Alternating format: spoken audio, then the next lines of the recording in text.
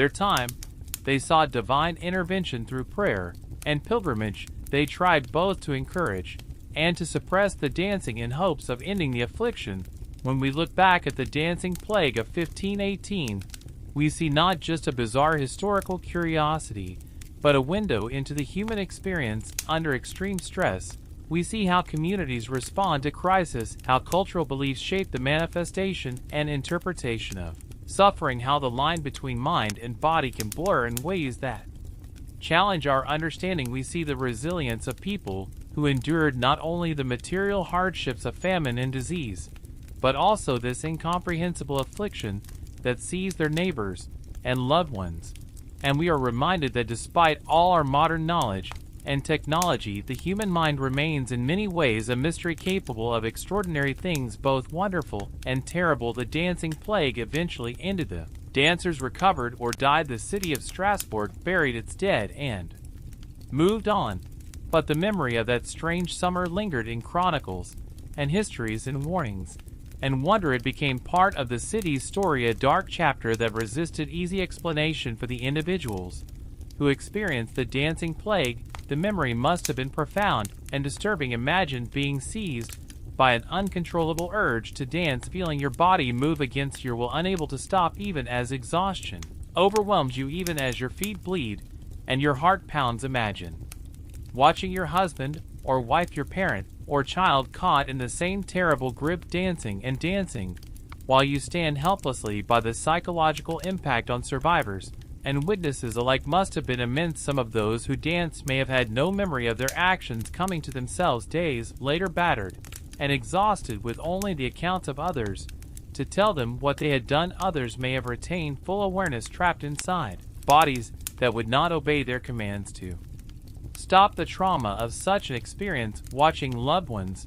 die in such a strange and terrible way would have left deep scars on the community of Strasbourg. In the aftermath, there must have been questions, soul-searching attempts to understand what had happened, and why had they somehow brought this upon themselves through sin. Had they angered God or the saints? Had they fallen victim to witchcraft or demonic influence? Or was it simply a natural, if inexplicable affliction, like so many other diseases that plagued medieval life? The religious response to the dancing plague is revealing of the medieval worldview. The decision to take the dancers to the chapel of Saint Vitus reflects the belief that supernatural ailments required supernatural remedies. Saint Vitus was particularly associated with dancing and with nervous disorders. He was invoked against what was called Saint Vitus's dance, a term used for various movement disorders, including what we now know as synonyms chorea. By seeking the saints.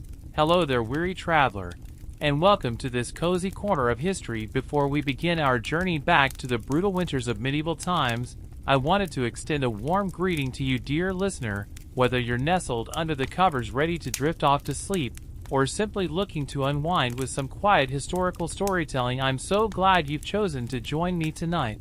If you don't mind, I'd love to know where in the world you're tuning in from and what time of day it is for you right now. Feel free to leave a comment and let me know. It's always such a delight to see the diverse community of history enthusiasts gathered here. And if you enjoy this style of calm, immersive tales from the past, go ahead and click that subscribe button so you don't miss the next installment.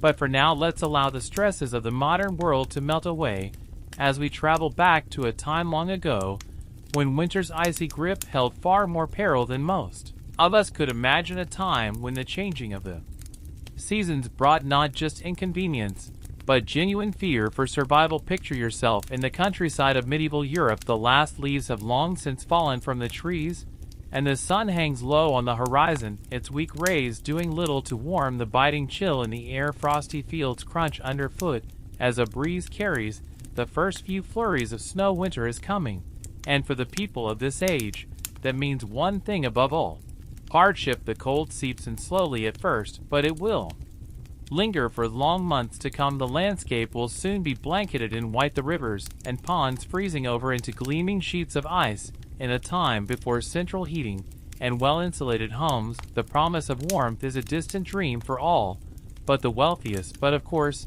It wasn't always like this. Medieval winters were not always so brutal, so unforgiving. There was a time when the seasons passed in a more predictable rhythm, when the arrival of snow was met with acceptance rather than dread.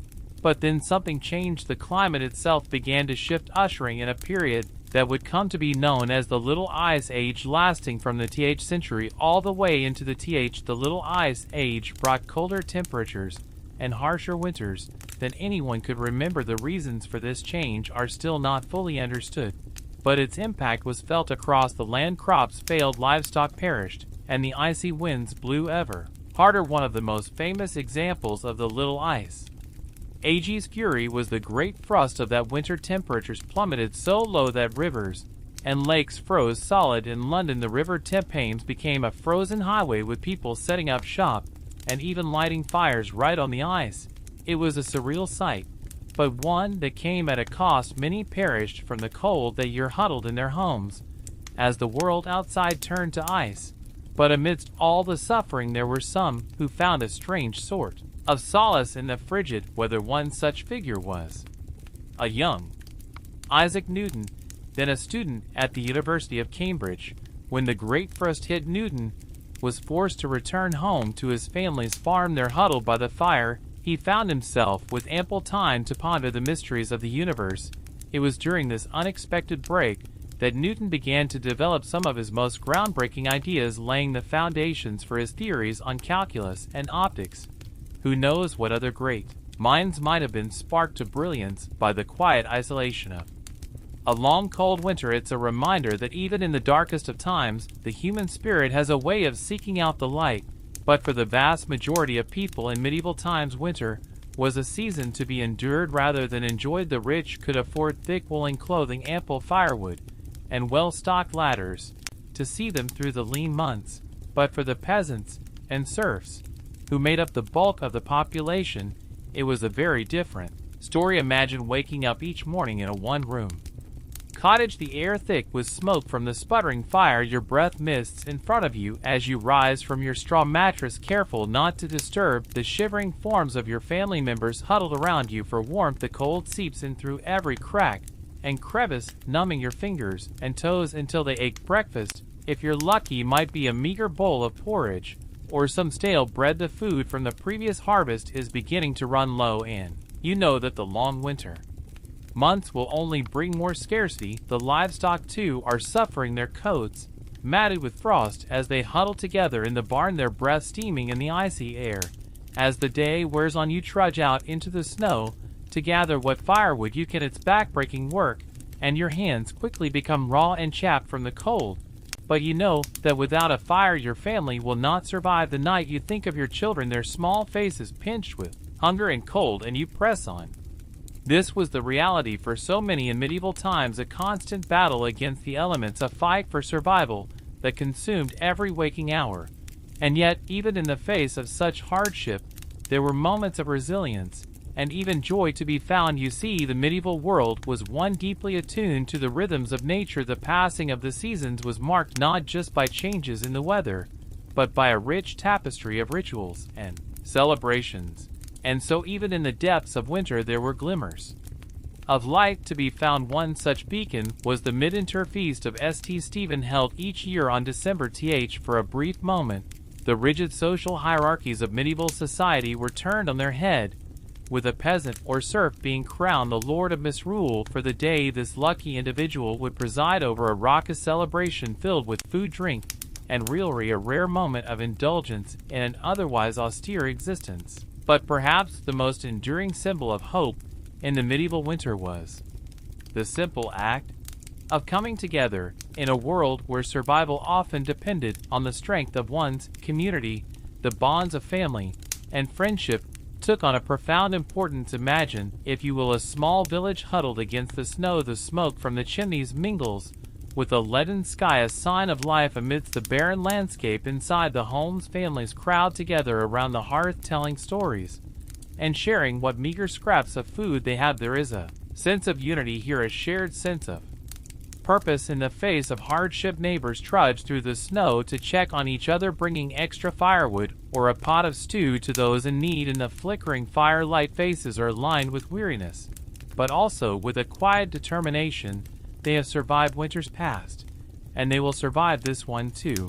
And so the long cold months march on, the snow piling higher, and the ice growing thicker with each passing day. But even in the darkest depths of winter, there is a glimmer of hope on the horizon, for the people of medieval times knew that no matter how brutal the season, spring would come again. They watched for the first signs with a keen and practiced eye, the slight lengthening of the days, the softening of the earth beneath the snow. And when at last the thaw began, it was celebrated with a joy and reverence that we can scarcely imagine today. Plough Monday marked the official end of the winter season, a day when work in the fields could begin anew. The ploughs that had lain idle for so long were brought out and blessed in elaborate ceremonies, a symbol of the renewed cycle of life. As the first furrows were cut into the earth, there was a palpable sense of relief and gratitude in the air. Life had been hard, yes, bitterly hard at times, but they had endured through the long dark of winter, through the hunger and the cold and the knowing uncertainty. The people of medieval Europe had held fast to the promise of spring, and now, as the land began to thaw and green shoots pushed their way towards the sun, that promise was fulfilled. It's a resilience that is hard to fathom in our modern age of convenience and comfort. The idea of facing such relentless hardship year after year is almost unimaginable, and yet there is something deeply humbling in the knowledge that our ancestors did just that. They faced the brutal reality of their world with a strength and fortitude that is nothing short of remarkable. They found hope in the darkest of times and joy in the simplest of things, and in doing so they left us a legacy of resilience that echoes down through the ages.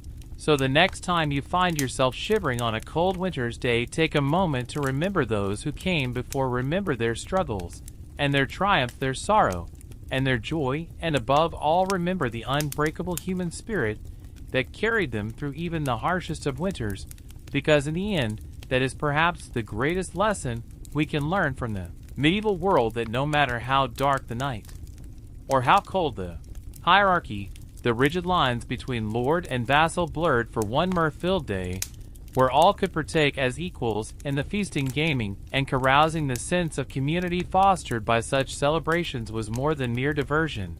It was a critical survival mechanism, with winter's cruelty threatening to break both body and spirit. The bonds of fellowship and goodwill forged during the Feast of Stephen and similar rivalries helped sustain the populace through the leanest times. One chronicle from recounts the poignant tale of two peasant families, neighbors, whose meager winter stores had been exhausted long before spring's arrival. On the verge of perishing from hunger, they pulled the last of their tattered resources to share a humble meal on the Feast of St. Stephen. That gesture of generosity and unity gave them the strength to endure the season's remaining ravages. Such acts of compassion formed the very marrow of medieval society. In winter, when a helping hand extended to a frostbitten traveler, or an extra log given to a shivering widow, could spell the difference between life and death. The grim shared purpose of weathering winter's onslaught together shaped a culture of interdependence that defied the era's often ruthless stratification.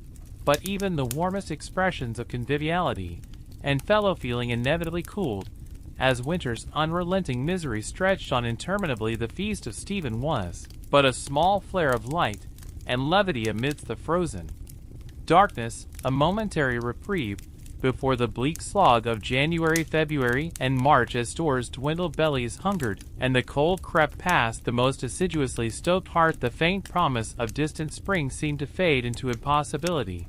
And yet, year after arduous year, medieval society endured against all odds through unimaginable adversity and hardship. They clung to existence, upheld by the grit, fortitude, and fellowship forged in winter's unsparing crucible. As the land lay dormant and the sun retreated, they somehow found within themselves the tenacity to carry on. One can only imagine the flood of profound relief and joy that greeted the first tentative signs of winter's passing, the slight softening of the frigid air, the incremental lengthening of daylight, the hopeful drip of icicles yielding to the sun's strengthening rays. After months of unremitting struggle, the sight of the season's initial lost battles against the forces of light and life must have seemed nothing short of miraculous. For the battle-weary tillers of the earth, no day was more welcome than Plough Monday, the traditional start of the agricultural year falling on the first Monday after Epiphany in early January. It heralded the ground's imminent thawing and reawakening, though the deepest rigors of winter had yet to fully release their stranglehold. The ritual preparations of Plough Monday offered a tangible talisman of hope and assurance of winter's inevitable loosening and spring's return. One can picture a patchwork of furrowed fields slowly emerging from the receding snows and frosts, the newly harnessed draft teams leaning into the first tentative overturning of the frigid clouds, with each sod upended to greet the strengthening sun. Medieval man dealt another blow to winter's retreating sovereignty and proclaimed his dogged persistence in the face of nature's caprice. We in the modern world, with our central heat and electric blankets, our welted larders, and resilient infrastructure, can scarcely fathom the immense fortitude required to endure the unremitting brutality of a medieval winter. If the season's imposition seemed daunting to us now, from the cozy remove of our temperature-controlled bubbles, how incomprehensible must true winter suffering be. And yet, when we grumble about the minor inconveniences of a delayed flight or a rain-snarled commute, perhaps we would do well to reflect on the unyielding misery experienced by our forebears during those interminable frozen months. What reserves of resilience and tenacity they were forced to draw upon year after arduous year simply to survive. Their ability to eke out moments of celebration and fellowship amid such unrelenting privation seems nearly superhuman to modern sensibilities. That they not only withstood winter's ravages, but managed to find slivers of light in the all-encompassing darkness, is a testament to the indomitable spirit that slumbers within us all, waiting to be roused by hardship's clarion call. So the next time we feel our modern discontent starting to chafe, perhaps we would do well to cast our minds back to the icy plights of our predecessors in remembrance of those who came before. Let us embrace the opportunity to tap into our own dormant reserves of grit and forbearance, and as we nestle gratefully into our warm beds, let us spare a thought for all those who fought winter's bitter siege armed only with the weapons of will, fellowship, and undying hope. As the new year dawned and Plough Monday festivities faded into memory, medieval life settled back into its familiar winter rhythm. Short frigid days and long frosty nights were the hallmarks of the season. The fortunate retreated to the meager warmth of smoky hovels and drafty manors.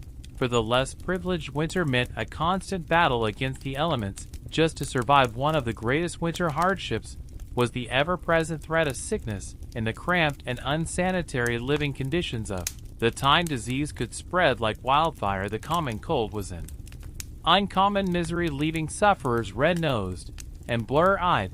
But far more serious illnesses also stalked the populace. Influenza was a fearsome foe, striking down young and old alike with its telltale fever chills and aches. In an age without vaccines or effective treatments, flu outbreaks could decimate entire communities. The winter of was particularly brutal, with a virulent strain of influenza raging across Europe. In Paris alone, over souls perished. Pneumonia was another stealthy killer, preying on those weakened by hunger or other illnesses. The winter dampness seeped into the lungs, causing them to fill with fluid until the victim essentially drowned. Crowded living spaces provided the perfect breeding ground for pneumonia to run rampant. It was not unusual for multiple members of the same family to succumb, leaving orphan children and shattered lives in its wake. Even royalty was not spared the ravages of winter sickness. In fact, disease often spread even more rapidly in castles and courts due to the constant flow of people in and out. A visiting dignitary or pilgrim might unknowingly bring pestilence along with their entourage. Henry VIII lost his beloved wife Jane Seymour to postnatal complications, likely exacerbated by the poor hygienic practices of the age. Children were perhaps the most vulnerable of all. Harsh weather, meager rations, and unsanitary conditions combined to make winter a truly dangerous time for the young. Infants born in the cold months faced an especially precarious start to life in London. In the S, fully half of all children did not survive to see their FTH birthday. One poignant practice of the age speaks volumes.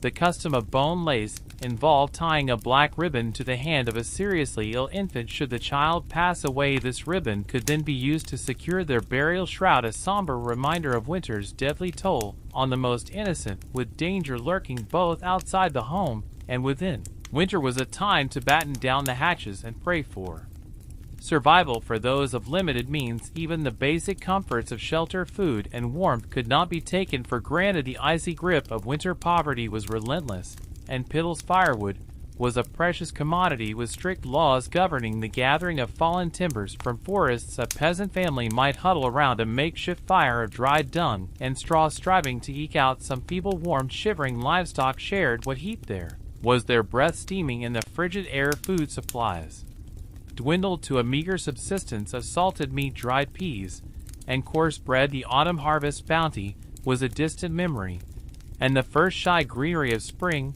was still months away. Foraging for winter nutrients meant scouring the stark landscape for hardy fare like nettles, garlic, and mushrooms. The scarcity of fresh vegetables in winter made for some very dreary dinner pots. A typical pottage might contain peas, beans, salted pork, and if lucky, some foraged greens and wild onions for flavor.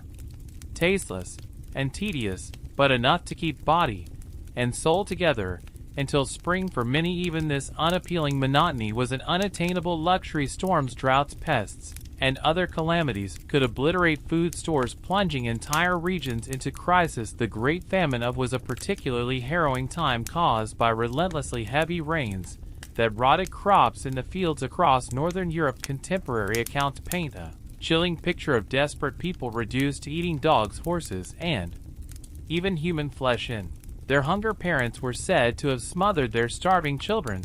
As an act of mercy, corpses littered the streets and fields too numerous for proper burial. Although this famine was remarkable for its severity and scale, localized crop failures and food shortages were an ever-present menace. A medieval winter diet walked a tightrope between subsistence and starvation. It was a time of hunkering down, with the knowledge that things would likely get worse before they got better. Beyond basic survival, winter affected every facet of medieval culture. Leisure, religious worship, and even crime and punishment took on the unmistakable stamp of the season. The sheer drudgery of scratching out an existence in the bitter cold colored all aspects of life. Socially, winter was a time of drawing in and relying on the bonds of family and community. The cheery gatherings around the Yule log gave way to more sedate pursuits. With travel treacherous and daylight scarce, people looked inward for amusement and enrichment during the long dark evenings. Telling stories and singing songs helped to while away the hours. The flickering light of rushlights or tallow candles illuminated scenes of sewing, weaving, and whittling with idle hands, seen as the devil's playground. Industriousness was more necessity than virtue. Winter's confinement at least provided ample time for such gainful activities, for the literate winter offered a chance to curl up with a good book, although this was a rather exclusive club.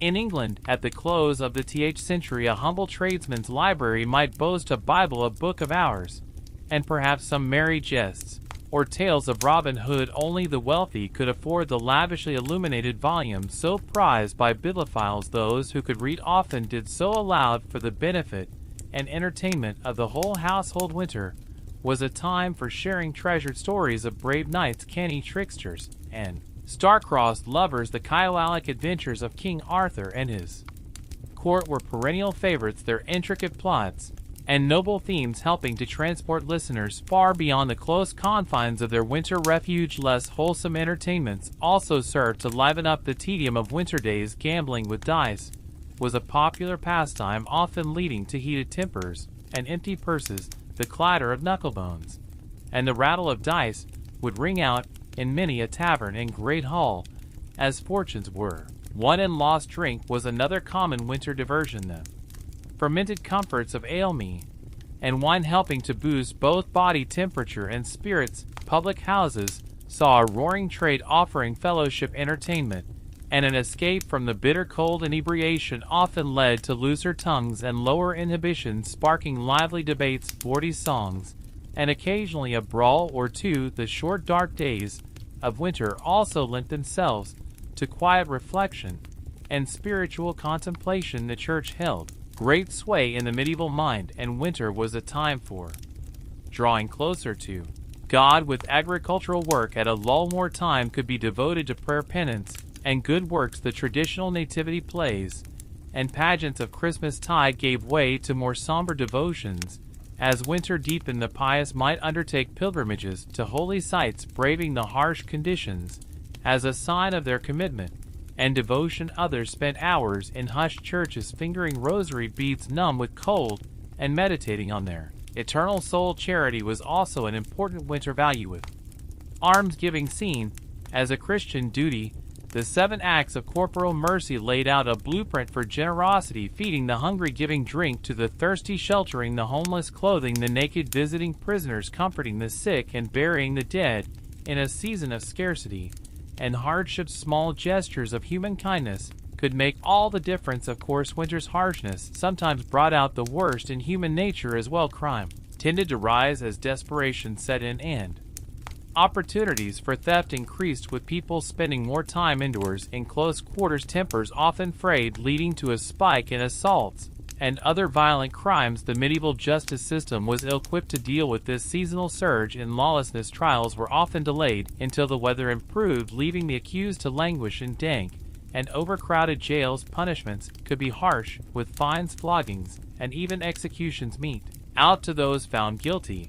But even in the face of winter's bleak realities, the indomitable human spirit endured. People found small joys and moments of levity where they could. The distant promise of spring sustained them through the darkest and coldest nights. The lengthening days of February brought a welcome reprieve, with the feast of St. Valentine on the th. This ancient pagan fertility rite, Christianized into a celebration of love, was enthusiastically embraced by the people of the Middle Ages. It was a bright spot of warmth and tenderness in the very heart of winter's depths. The custom of drawing names for Valentine's sweethearts was well established by the th century. Eligible ladies and lads would gather to draw slips of paper from a bowl, sealing their romantic fate for the next year. These annual pairings often led to merry flirtations, and sometimes even marriages. Flowers, sweets, and sentimental verses were common tokens of affection exchanged between Valentine sweethearts. The simple act of receiving a handmade card from an admirer could set hearts aflutter, even in the chilliest weather. Winter, for all its woes, could not freeze the fires of love. As the feast of St. Valentine passed into Lent, the austerities of the season intensified, but there was a sense that the worst was now behind and brighter days lay ahead. The snowdrops and crocuses, poking their fragile heads through the frost, offered tangible evidence that winter's icy reign was finally weakening. Throughout the Middle Ages, the relentless cycle of the season shaped every aspect of life, and no season stamped its mark more firmly than winter. It was a time of privation and hardship, when mere survival was an achievement, and yet it was also a time of resilience and quiet fortitude in the face of the harshest of elements. Medieval winter was a test of the human spirit, a proving ground for the values of faith, family, and community. The winking icicles, frosty meadows, and Longau fields may have been a postcard perfect scene, but the realities of the season were anything but picturesque. However, this crucible of snow and ice and what also forged a people of remarkable grit and endurance. The Middle Ages were built on the backs of those who could weather the very worst that winter had to offer, and still find reason to hope for spring. There is perhaps no greater tribute to their stubborn vitality. So the next time you find yourself bemoaning a delayed train or a slushy sidewalk, spare a thought for your medieval ancestors, unequipped with thermal socks, central heating, or weather apps. They faced each winter as a battle to be fought with every resource at their disposal, and they emerged victorious. Spring after spring, we are the heirs and beneficiaries of their tenacity and unbreakable spirit. And with that, I will leave you to your warm bed and electric blankets, secure in the knowledge that winter has been largely tamed, thanks in no small part to those who came before and showed us how it's done. May your dreams be of gentle snowfalls and toasty hearths, and may you wake to a world where winter is more friend than foe, As the weak winter sun struggled to pierce the lean gray clouds, the people of medieval Europe shivered and drew their meager cloaks tighter about their shoulders. The icy tendrils of winter's grass seemed to creep into the very marrow of their bones, chilling them to the core. For the poorest peasants, the cruel irony was that their ragged woolen garments, which felt so oppressively hot and sticky in the sweltering labors of summertime, now provided scarcely more warmth than a gossamer veil against winter's biting onslaught. They huddled together in their havels, thankful for the meager heat thrown by a smoky fire, their breath misting in the chilly air. The animals felt winter's bite too. The elderly draft horse, ribs protruding beneath its shaggy coat, dreamed wistfully of the long lush summer grass as it ate its aortioned wisp of hay.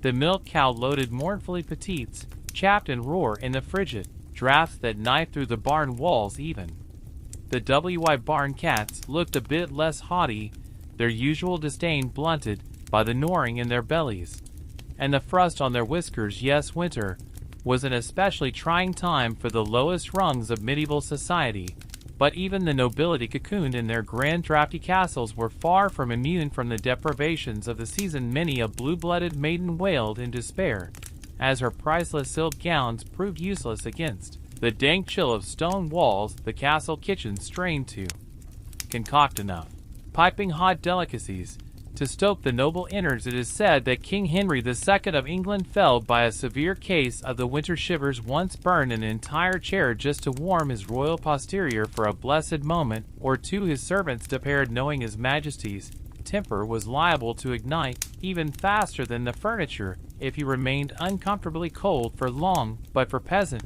and king alike, winter seemed to grind on interminably, an unrelenting slog of frozen misery. The only respect came from the occasional celebration or feast day, brief islands of revelry in the dark ocean of winter. The people seized upon these moments of light and levity, cherishing them like a drowning man gasping for air. Perhaps the most anticipated was the feast of St. Stephen on December th, a day of unbridled merriment and delightfully subversive reversals of fortune. By ancient tradition, a mere peasant was crowned the lord of misrule on this day, gloomily lording over his bets and a delicious bit of sanction rebellion. One can only imagine the raucous peals of laughter that rang out as the lowliest serf ordered about the local baron with mock imperiousness. For one glorious day the normal rules and hierarchies fell away, and all reveled together as equals. The frigid drudgery of winter seemed to recede, driven back by the bright blaze of communal joy. But soon enough the merry festivities would end, the misrule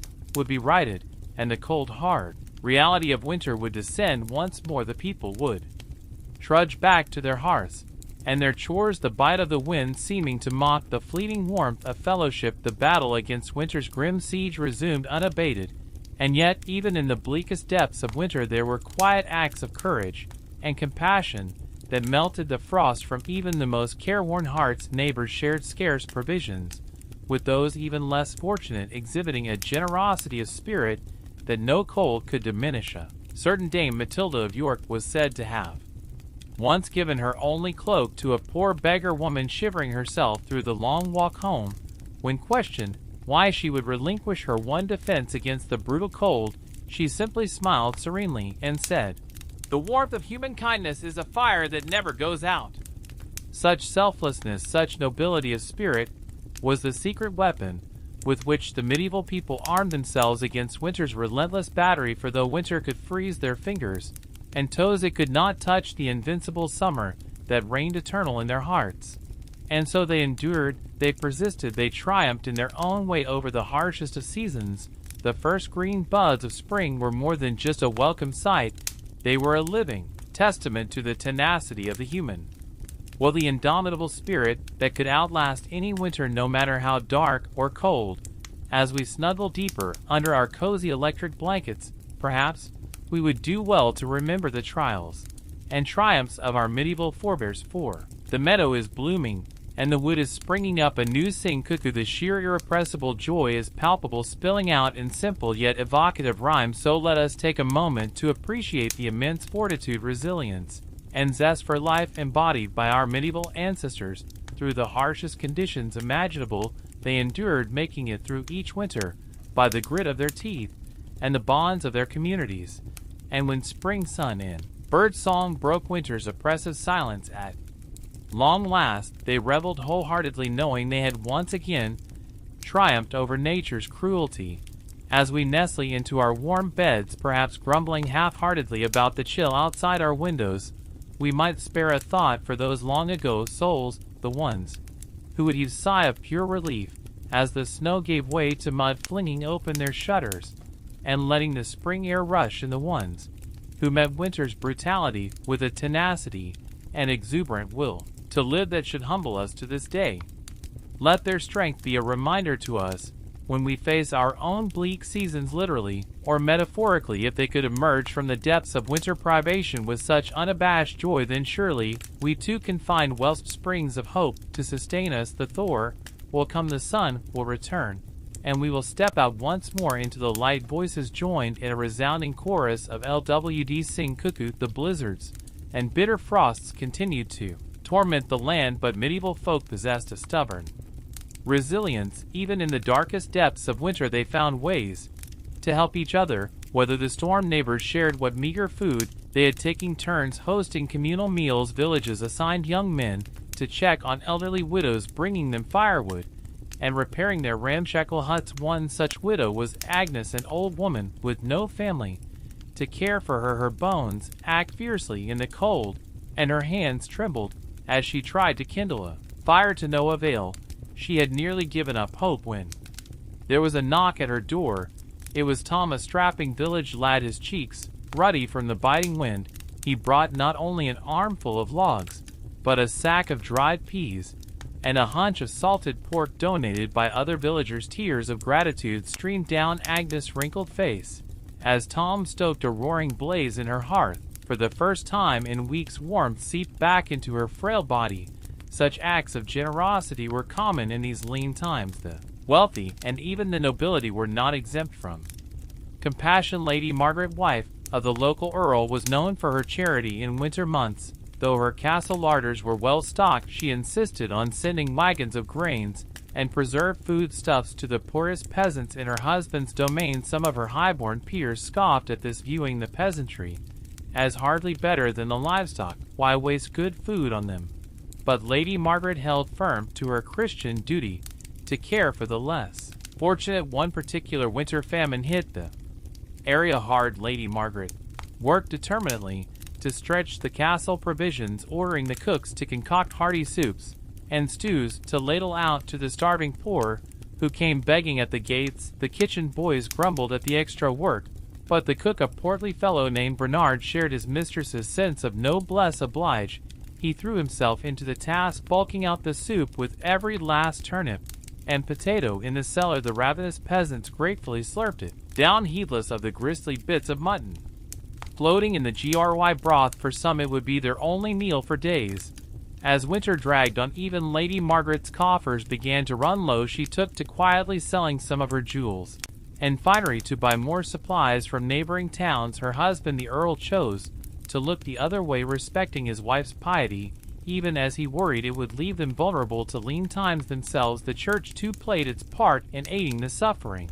Monasteries opened their doors to the poor and infirm, offering them a warm pallet of straw to sleep on and a basic daily meal of bread and ale. Some even ran primitive hospitals to nurse the frostbitten and desperately ill. The monks saw it as their holy duty, a way to emulate the selfless compassion of Christ. Brother William was a young novice tasked with tending to the sick at his monastery's hospital. Though the sights and smells of disease and decay turned his stomach, he forced himself to ladle broth into the mouths of toothless elders and change the pus-soaked bandages of weeping sores.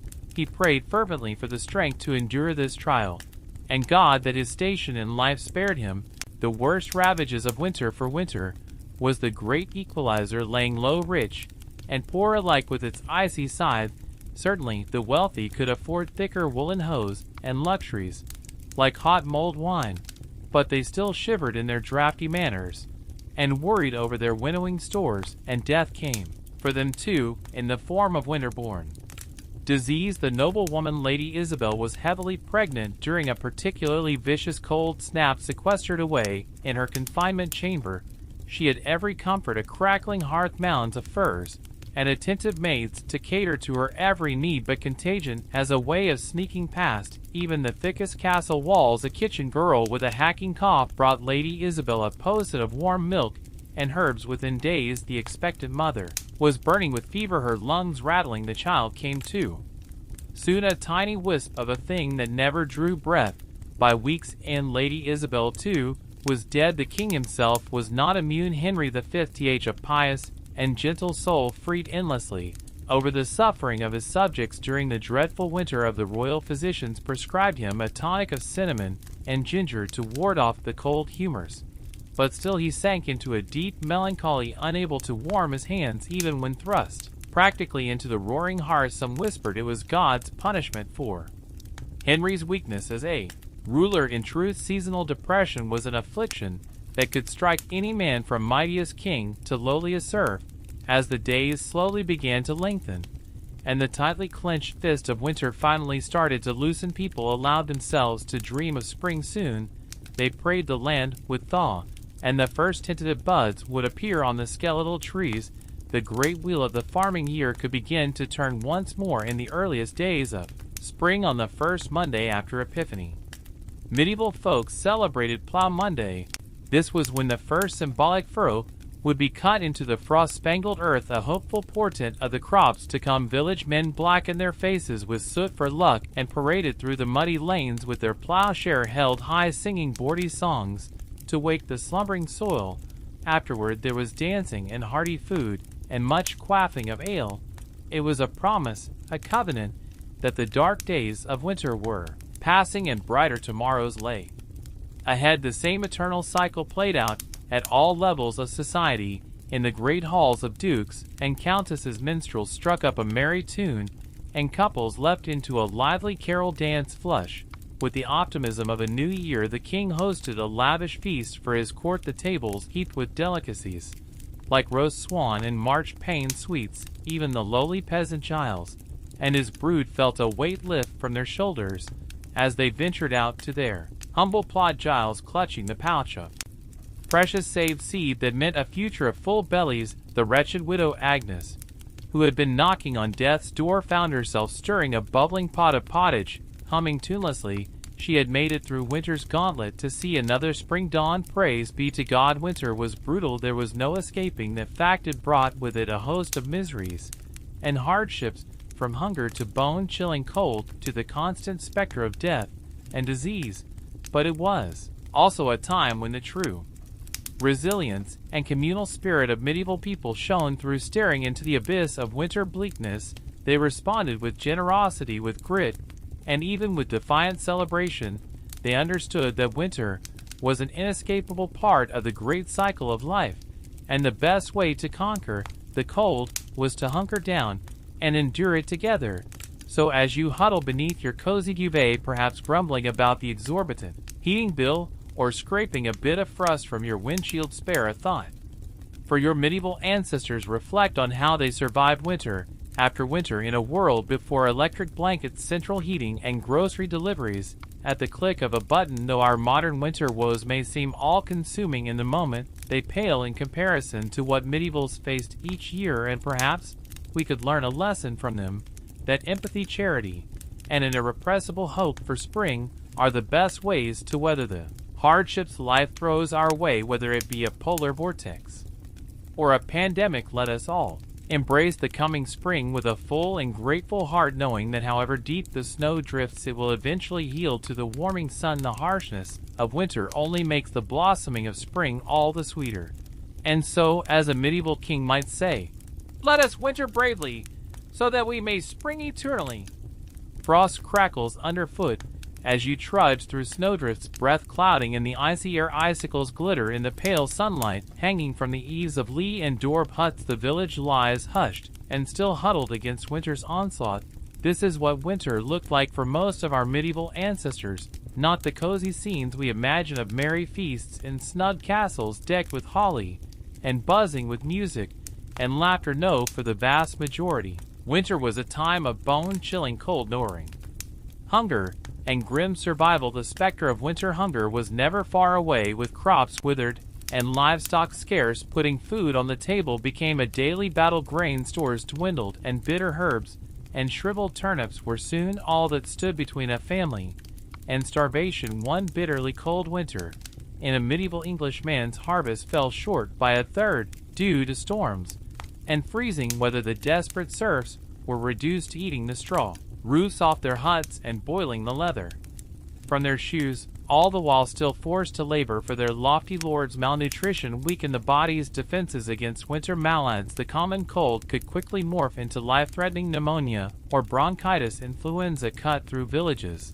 like a scythe, felling young and old alike as they shivered in their shabby shelters, with teeth chattering. Medieval folk huddled together against the chill, packing into the relative warmth of shuttered houses. Yet this close-quartered coziness came at a cost. The stale, smoky air, ripe with the odor of unwashed bodies, festering chamber pots, and dirty rushes, was a breeding ground for disease. In 1th century Suffolk household, family members from grandparents to babes in arms, along with their scrawny chickens and mangy dogs, huddled together in a single tiny smokehouse all winter. It's incredible that any emerged alive come spring. Sickness was not the only danger lurking in the long dark nights. Fires were a constant threat in packed wooden cities and towns. One misdirected spark could swiftly grow into a furious blaze, hungrily devouring tightly clustered buildings and snuffing out lives. The Great Fire of London started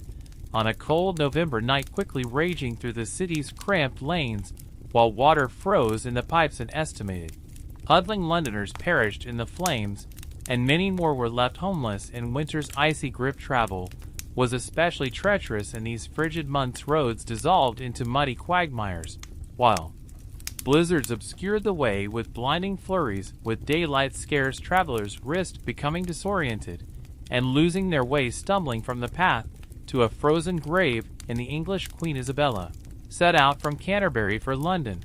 As the winter twilight deepened on the shortened day, her party lost the road and wandered helplessly until the early hours, while the pregnant queen wept copiously in fear and exhaustion. Winter's onslaught was no less punishing for working animals. Horses and oxen grew gaunt and weak on scant winter feed. Their labored breaths smoked in the chill air as they hauled logs and packs through knee-deep snow. Frostbite blackened extremities and ice-cracked hooves and wheel spokes alike. Yet even in the bleak depths of winter, medieval people found slivers of light. The feast of St. Stephen, or Boxing Day, as we know it today, was a time of charity, and goodwill. Alms boxes in churches overflowed with offerings for the poor, while lords supplied hearty meals to cold and hungry tenants. The lord of misrule tradition brought a spark of subversive festivity to the darkest days. A lowly peasant jester or deacon would be crowned king and preside over merry revels marked by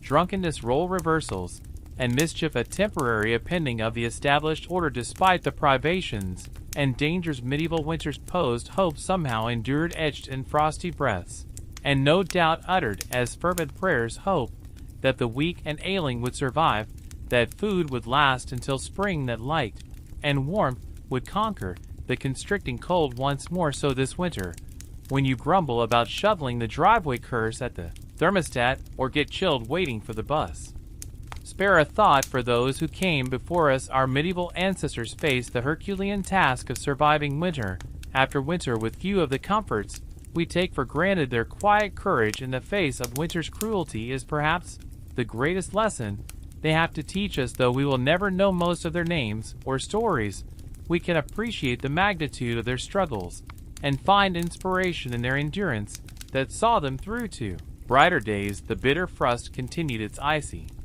rain, transforming the landscape into a crystalline wonderland that would be picturesque if not for the immense hardship it inflicted on the inhabitants of the land. The snow fell ceaselessly from the ash-gray sky, blanketing the countryside in a suffocating white shroud. Icicles hung like glittering daggers from the eaves of peasant villas and grand manors alike. The hearth fires that burned day and night offered only a fleeting respite from the penetrating chill smoke from the precious flames.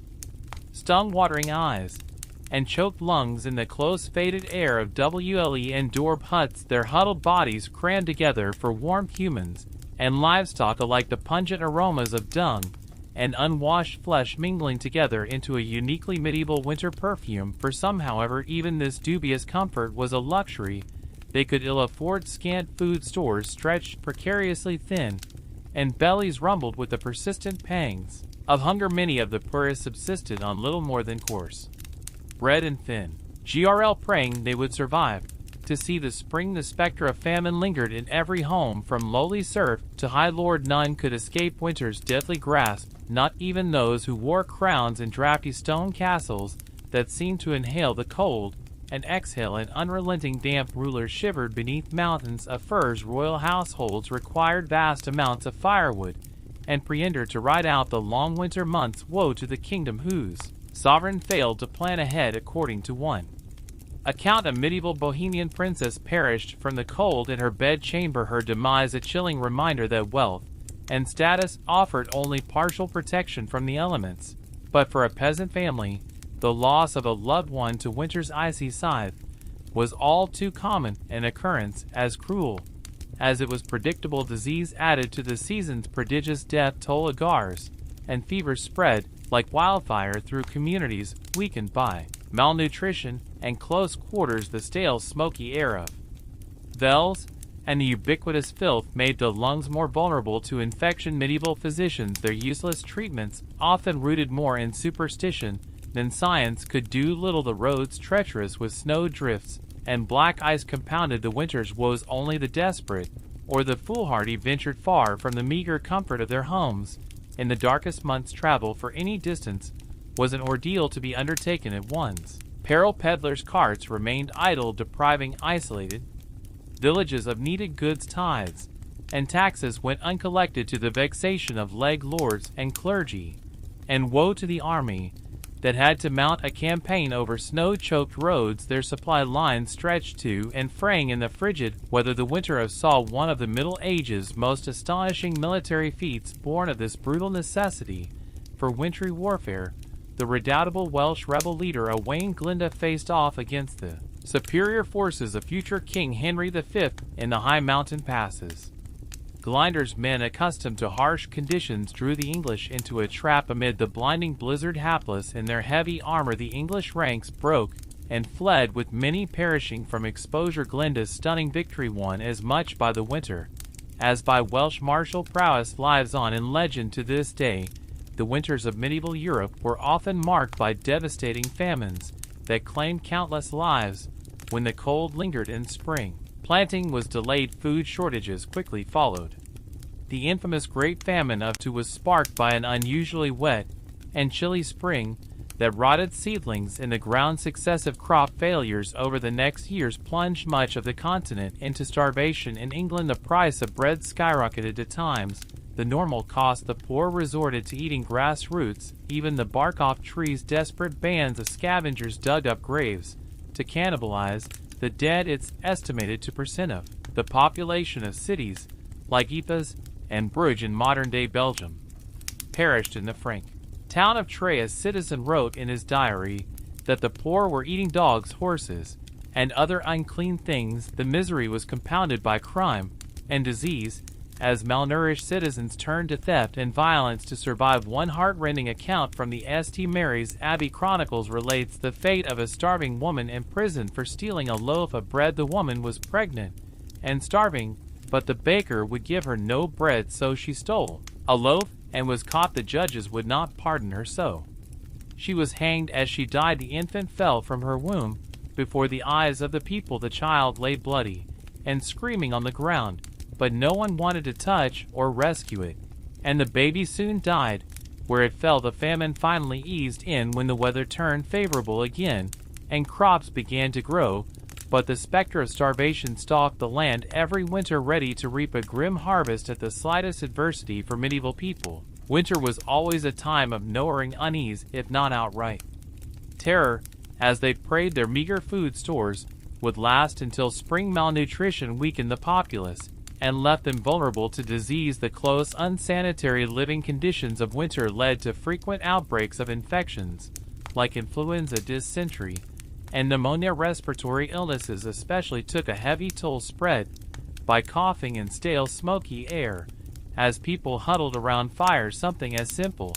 as a winter cold could quickly turn deadly in the Middle Ages. Even the doctors of the era were of little help, relying on dubious treatments like bleeding and purging with laxatives to restore the balance of a patient's humors. The Emperor Charlemagne allegedly died of pleurisy in the bitter winter of after his doctors treated him with pusses and unguents to no avail. Many historians believe the Black Death of the th century spread so quickly because malnourished citizens packed together in winter quarters had little resistance to the disease. That the outbreak killed a staggering 2% of Europe's population. One poignant tale comes from Pistoia, Italy, where a man named Sir Luca wrote to his brother Francesco describing the devastation. "I am sick at heart and can barely bring myself to write, for things here go from bad to worse. Many are dead, and many more are dying. Shops are closed, taverns deserted. One passes down streets without meeting a soul. Wails of grief echo from houses where death has struck. The stench of rot rises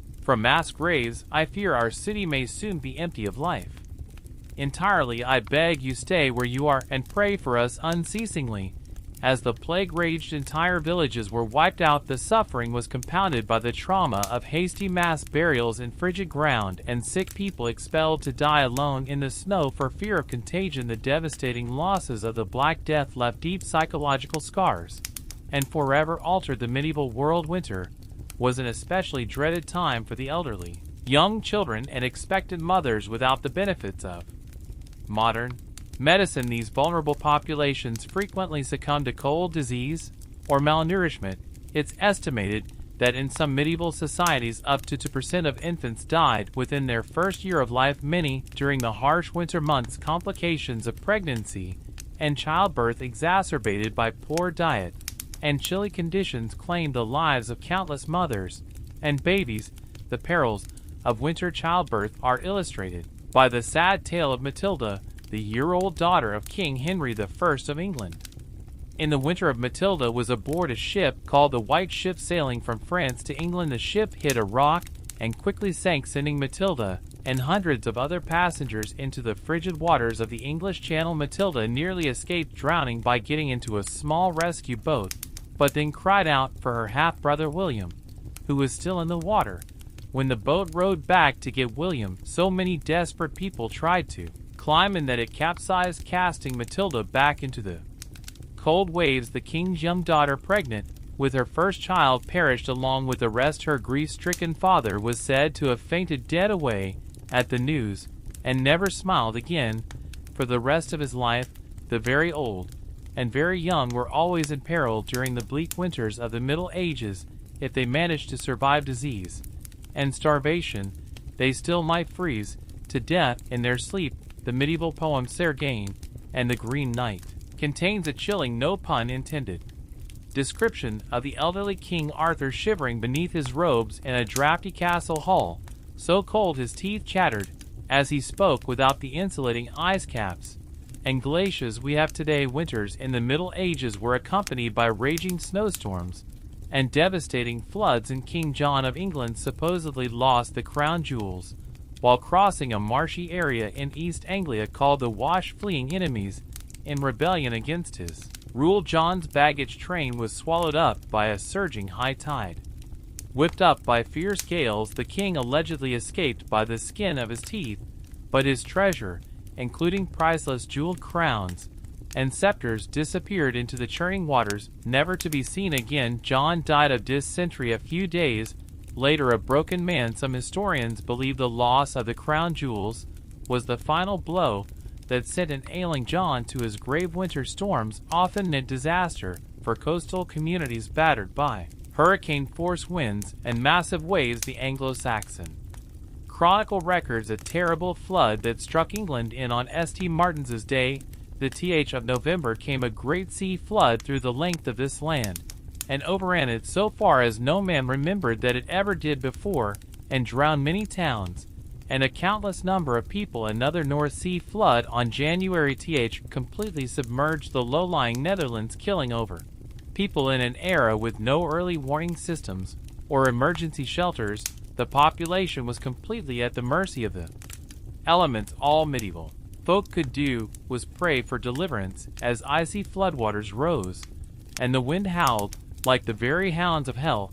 Outside their frail homes, harsh winters also meant an increase in fires, as people did whatever they could to keep warm. The Anglo-Saxon Chronicle again gives a chilling account of a deadly London blaze, and a dreadful fire broke out on London Bridge, and spread so rapidly that before it could be extinguished it burned down a great part of the city, with the principal church of St. Paul and the Cathedral of Canterbury, besides many other churches and houses. The force of the wind and the violence of the flames carried burning rafters and sheets of lead from the roofs an extraordinary distance, with most buildings made of timber and tightly crammed together. It's no wonder medieval cities were such tinder boxes. A stray spark or overturned candle could ignite an unstoppable inferno, especially when gale-force winter winds whipped the flames into a frenzy. People fled through narrow, twisting streets as their homes burned behind them, often with little more than the clothes on their backs. There are countless tragic stories of families separated in the chaos, children trampled, and people trapped and burned alive. Given the limited firefighting technology of the era, often all citizens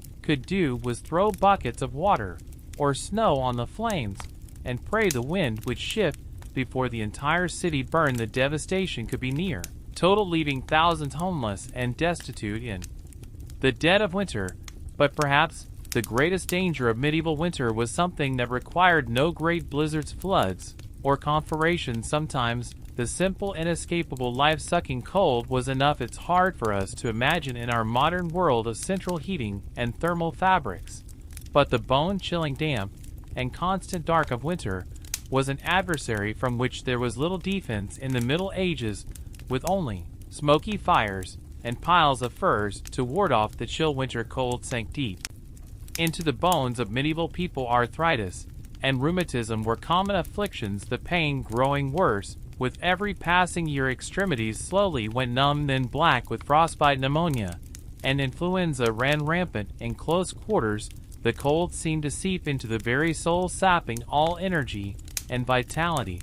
The 6th century British monk Gildas paints a grim picture in his work on the ruin of Britain. The nights are long and dark, the days dreary, and chill. The air bites with malice, the icy blasts cut to the bone. All is blanketed in snow and frost. It is a time of great suffering for man and beast alike, when all the earth seems dead and frozen, locked in the clutches of a frigid hell. For the elderly and frail especially, winter was a time of dread, marked by a hopeless feeling that the warmth might never return. People piled on every article of clothing and huddled together for warmth, but still the cold crept in. Fires sputtered and died in the damp, leaving only plumes of acrid smoke that stung the eyes and choked the throat. Coughs and sniffles echoed in the darkness, interspersed with the groans of the sick and dying. The cold kept its icy grip round the clock, turning exhalations to frost and numbing appendages. It seemed to reach icy fingers into the chest, squeezing the breath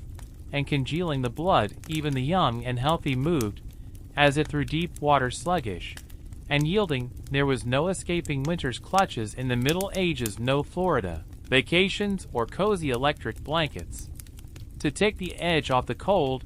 Was a constant, merciless companion, sapping precious energy needed for survival. It's no wonder the medieval world measured the passage of time not in months or years, but in how many winters one managed to survive. To make it through to another spring was a triumph, one that grew more difficult with each passing season. But somehow, despite the brutal conditions, the rampant disease, the gnawing hunger, and the life-stealing cold, the people of the Middle Ages endured year after year, winter after merciless winter. They shouldered on, armored only in their indomitable spirits. When the last meager stores of food ran low, they tightened their belts another notch. When the fire burned down to embers, they drew another tattered blanket close. And when the dark pressed in from all sides, they huddled together and whispered stories of brighter days to come. There is a moving passage in the 10th century English poem Piers Plowman that captures the sheer resilience of the medieval spirit through woe and winter's bale, frost and snow and sleet and hail. All shall pass and peace prevail. Hope shall triumph and never fail. Even in the darkest depths of winter, medieval folk found small joys and moments of grace. Neighbors shared what little they had with those who had even less. Amid the cold and dark, people came together to sing and pray at night. Some swore they could hear the voices of angels in the howling winds, promising that warmth and light would come again. And so the people of the Middle Ages held fast to hope, clung fiercely to life, and kept their eyes fixed on the far horizon where spring lay in wait. They knew in their bones that winter, no matter how brutal and unrelenting, was always a temporary state. The sun would return, the snows would melt, and the world would be reborn as green and glorious as if winter had never come at all. All they had to do was endure, and endure they did with a strength forged in the very ice and stone of the season. The winters of the Middle Ages were brutal, merciless, and seemingly endless. They brought hunger, disease, destruction, and death, but they also brought out the best in the human spirit, the unshakable will to survive, to hold fast, to hope, to come together in compassion and kindness. The medieval world was tempered in winter's icy crucible and emerged stronger for it, a little tougher, a little wiser, with a bone-deep appreciation for the turning of the seasons. So perhaps we can learn a lesson from our medieval forebears as we grumble about scraping a few inches of frost from our windshields. For them, winter was a matter of life and death, a season to be survived with gritted teeth and unshakable resolve. And survive they did, passing down to us their tales of winter's wrath and the invincible power of the human spirit. In the dead of our modern winters, may we remember their fortitude and find in it the inspiration to shoulder through our own dark days. The people of the Middle Ages stared winter full in its icy face and refused to yield. They endured floods and famine, blizzards and blackest night. They buried their dead in frozen ground and woke to the groans of the starving, but always, always they held fast to the promise of spring. And if they could make it through winter after winter with little more than faith and furs, then surely we can find the strength to face our own battles, knowing that the Thor will come and light will return. The brutal winters of the medieval world may be long past, but their lessons echo through the ages, a testament to the enduring power of the human spirit. So let us walk in the footsteps of our ancestors and meet winter's chill with courage, compassion, and unshakable hope. For if they could brave the darkest season with heads unbowed, then so too can we. Winter is coming, but spring, as the medieval world knew so well, is never far behind. As the chilling winds howled across the frozen landscape, medieval folks gathered around the flickering light of the hearthfire, huddled together for precious warmth. They shared tales of winters past, those harsh and unforgiving seasons that tested the mettle of even the hardiest souls. In humble cottages and grand manor houses alike, the sting of winter's icy breath knew no bounds. Drafty shutters and thin thatched roofs offered scant protection against the relentless cold. From peasants to princes, all felt the bite of Jack Frost nipping at their noses and numbing their extremities. But some were fortunate enough to have a roaring hearth around which to cluster the crackle of the flames, and the aroma of smoke offered small comfort against winter's onslaught. In the castles of the highborn, great hall fireplaces consumed prodigious quantities of wood, attended by shivering servants whose labors never ceased. But even the mightiest nobles shuddered to venture beyond the fire's glow, for winter's chill had a way of penetrating even the thickest stone walls and richest furs. For those of low birth, the season brought an especially grim and arduous struggle for survival. Their rough Hune hovels boasted precious little in the way of creature comforts. Meager rations of peat or wood scavenged from the forest barely fed the spluttering hearth. Families crammed together in squalid quarters, sharing body heat and breathing air thick with smoke and the faded stench of unwashed humanity. It was a bleak existence, to be sure, and yet even in the face of such privations there were moments of cheer to be found. The glow of communal fires in the village square drew folks out of their hovels, if only for a short respite. Gathered around the leaping flames, neighbors exchanged jests and jibe stories and songs for a fleeting time. The cruel realities of winter seemed distant indeed. Young lovers stole secret kisses, their hour undimmed by the cold. Children shrieked with delight as they scampered and slid across frozen ponds. Even the elderly felt the weight of their years lift for a spell, transported back to the carefree winters of their youth. Such interludes of mertiment were all the more precious for their rarity. Winter's onslaught was relentless, and unforgiving thoughts soon turned to empty bellies, and the gnawing hunger that was the constant companion of the poor dreams of spring's bounty seemed a cruel mockery. As fields lay barren beneath a blanket of snow, the specter of famine loomed large. In these lean times, a failed harvest could spell doom for entire villages. Many a mother watched in anguish as her child's cheeks grew gaunt and their eyes dulled with the hollow stare of starvation. The cruel calculus of scarcity bred a special kind of desperation. Tales abounded of the depraved lengths to which some would go to fill their bellies, unnatural acts that haunted the nightmares of pious folk, and hunger was not the only scourge to stalk the land. Winter's chill breath bred a host of maladies that preyed upon the weakened populace. The hacking cough of pneumonia echoed through many a cell as loved ones looked on helplessly. The pox and flux raged unchecked, decimating entire families. The very old and very young were especially vulnerable, their frail bodies ill-equipped to weather winter's ravages.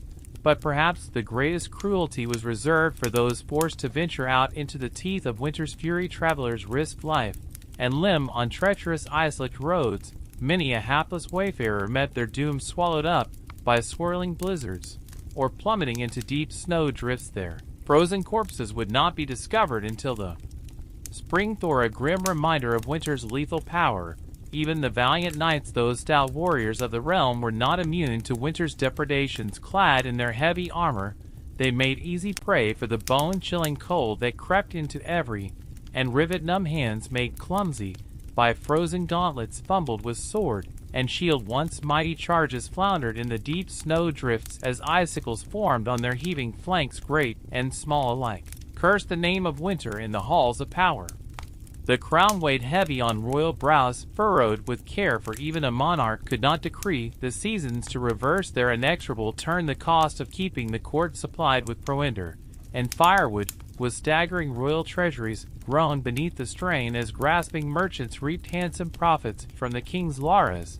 But for all the miseries it engendered, winter's reign was not eternal. Even in the depths of icy despair, folk clung to the promise of spring's sweet renewal. The joyous feast of Stephen